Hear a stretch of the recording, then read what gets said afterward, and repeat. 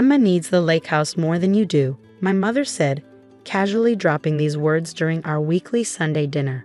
She's going through a rough time after her divorce, and we've already given her the keys. I set down my fork, the clatter against fine china echoing through our family dining room. My name is Alexandra, and at 34, I'd just discovered my parents had given away my lake house, my sanctuary, to my younger sister without even consulting me. You did what? I kept my voice steady, though my hands trembled beneath the table.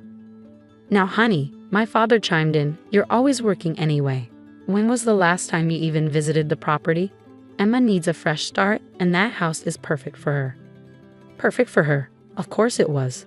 Everything had always been perfect for Emma. What they didn't know, what they hadn't bothered to ask, was that I'd spent the last 6 months quietly renovating that house. Every weekend, while they assumed I was always working, I'd been there, transforming it into something special. The house isn't yours to give away, I said quietly, watching their expressions shift from certainty to confusion. Don't be ridiculous, my mother scoffed. Your father and I bought that house when you girls were teenagers. It's family property. I pulled out my phone, scrolling through my photos. Actually, I bought it from you 3 years ago. Remember the paperwork you signed? The one you didn't bother reading because you were too busy planning Emma's second wedding. Their faces paled as I showed them the property deed with my name on it. The lake house had been my dream since childhood, and when my parents mentioned selling it, I'd stepped in. They'd been so distracted by Emma's elaborate wedding plans that they'd simply signed the papers, probably assuming they were just routine documents. But that's impossible, my father stuttered. We wouldn't have. You did, I interrupted, and I have the mortgage payments to prove it. Every month for the past 3 years. Emma chose that moment to burst through the front door, her perfect timing as impeccable as ever. Alex, I didn't know you'd be here. She breezed in, dropping shopping bags on the floor. Mom and Dad told you the good news. I'm moving into the lake house. I've already started packing. I turned to face my sister, noting the designer clothes and fresh manicure that somehow didn't align with someone going through a rough time. Actually, Emma, we need to talk about that. Talk about what? She flopped onto the sofa, pulling out her phone. I've already hired movers for next week. The interior needs a complete overhaul. By the way, that rustic look is so outdated. My mother shot me a warning look, the one that had always meant don't upset your sister. But this time, it didn't work.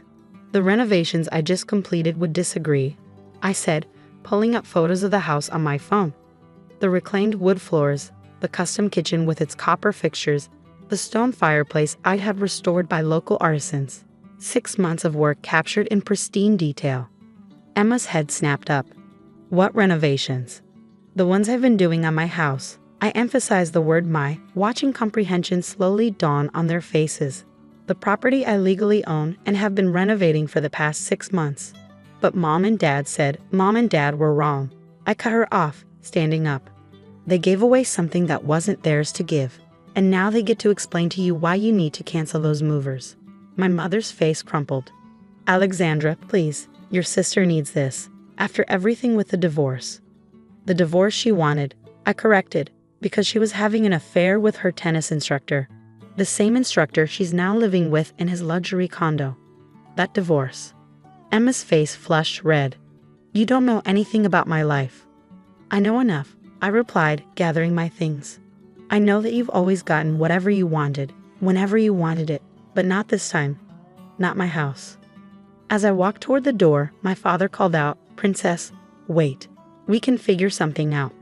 Maybe you could let your sister stay there temporarily. I turned back one last time, looking at my family, my mother's manipulative tears, my father's desperate negotiating, and Emma's entitled anger. No, I said simply. For once, you all get to figure out your own solution. I have other plans for my property. What they didn't know was just how extensive those plans were. The renovations weren't just for personal use. They were part of something bigger, something that would make them regret ever trying to give away what was mine. I walked out to my car, listening to the chaos erupting behind me. Emma's shrill voice carried through the open windows, demanding they fix this. But for the first time in my life, I wasn't going to make things easier for them. I had worked too hard, invested too much, and this time, I was standing my ground. As I drove away, my phone started buzzing with messages. I ignored them all. They would soon discover that the lake house wasn't just a property. It was the cornerstone of my future, and I wasn't about to let anyone take that away from me. The next morning, my phone showed 47 missed calls and over 100 text messages. Emma had gone from demanding to pleading, while my mother alternated between guilt trips and thinly veiled threats. My father, predictably, tried to play mediator, suggesting compromises that all somehow ended with Emma getting her way. I ignored them all and drove to my lake house, smiling as I pulled up to the newly graveled driveway. The morning sun sparkled off the water, highlighting the dock I'd had restored last month. Inside, everything was exactly as I'd left it, pristine, peaceful, and completely mine. My phone buzzed again. This time, it was a message from my mother's best friend, Linda. "Your mother is beside herself. How could you be so selfish? Emma needs a fresh start."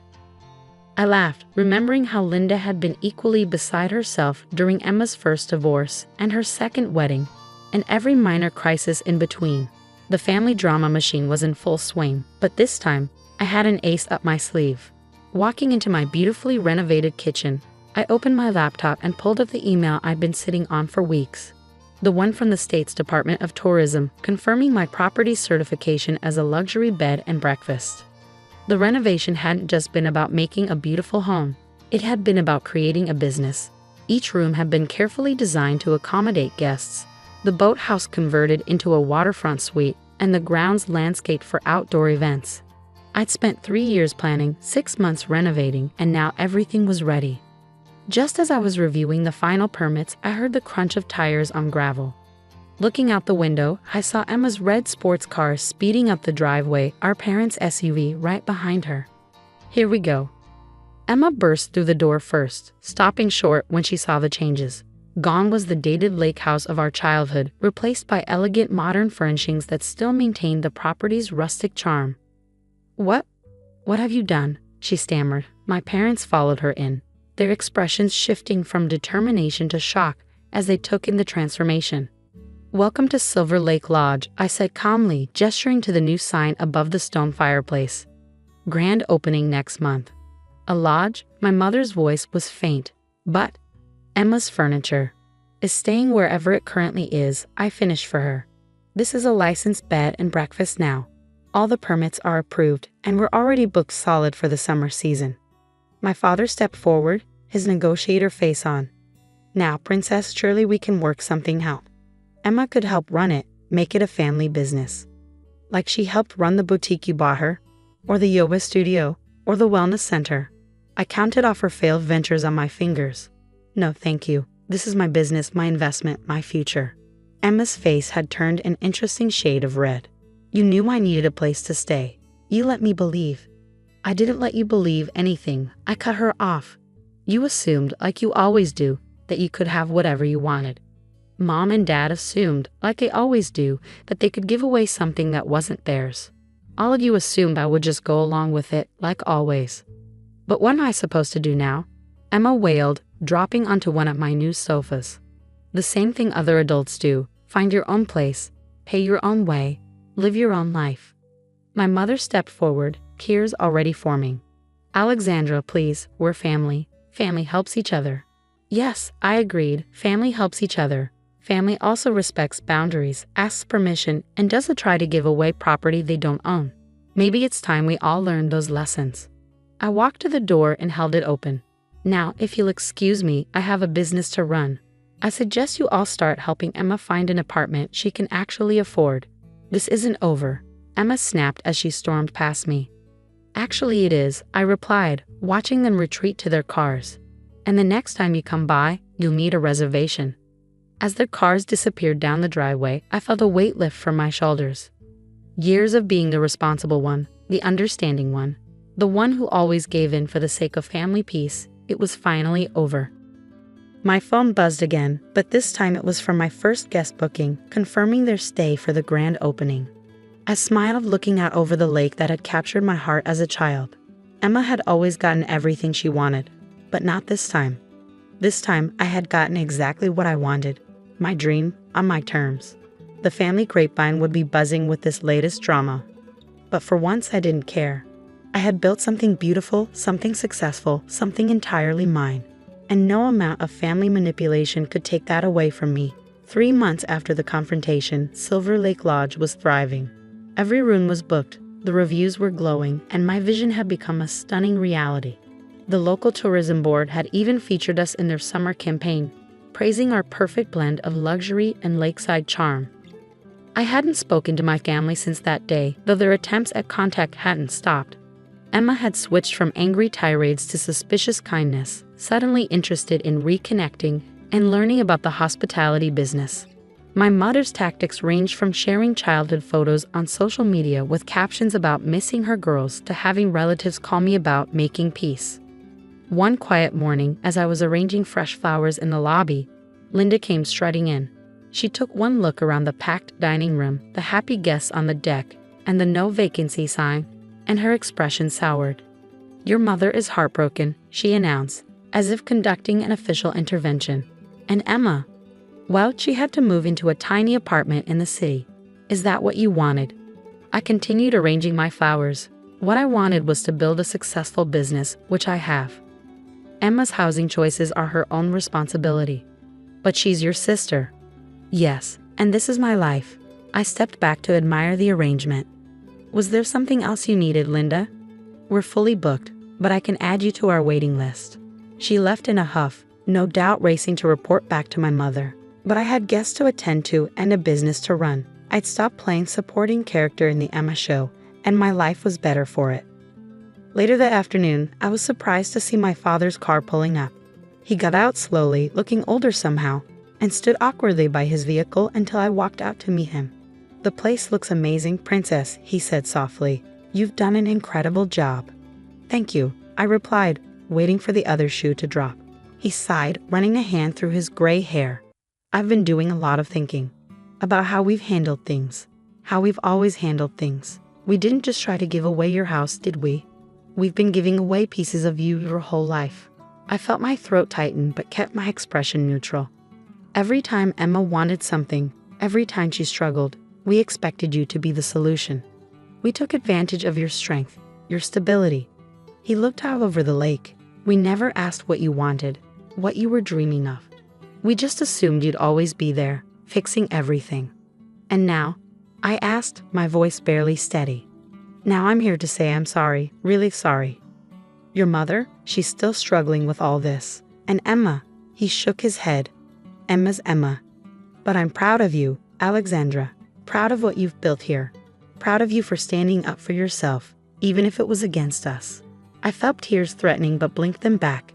It wasn't easy. "I know." He turned to face me fully. "I'd like to make a reservation. Just me for a weekend. I want to experience what you've created properly as a guest. If you'll have me." I studied his face, seeing genuine regret there, and maybe something else, respect. "We're booked solid for the next 2 months," I said, watching his face fall slightly. "But I might have a cancellation coming up. I'll check the books." His smile was worth it. Over the next few months, things shifted slowly. My father came for his weekend stay, raved about the experience, and actually listened when I talked about my plans for the property. He even offered to help with some maintenance projects, no strings attached. Emma eventually found her footing in a marketing job, though she still made occasional comments about how she could have made the lodge even more successful. I let those slide off me like water off the dock. My mother took longer to come around, but one day she showed up with a box of old photos she'd found. Pictures of me at the lake house as a child, always in the background while Emma posed in the foreground. "I never saw it before," she said quietly, "how we always push you aside." "I'm sorry, Alexandra. I really am." It wasn't a perfect resolution. Family rarely is. But as I stood on my dock that evening, watching the sunset paint the lake in shades of gold, I knew I'd done the right thing. The lake house hadn't just been about property or business. It had been about claiming my place in the world, about refusing to be the family safety net any longer. My phone buzzed with a new 5-star review. "Silver Lake Lodge isn't just a beautiful destination. It's a place where dreams come true." The owner's attention to detail and passion for hospitality shined through in every aspect. I smiled, thinking how right they were. Dreams do come true here, starting with mine.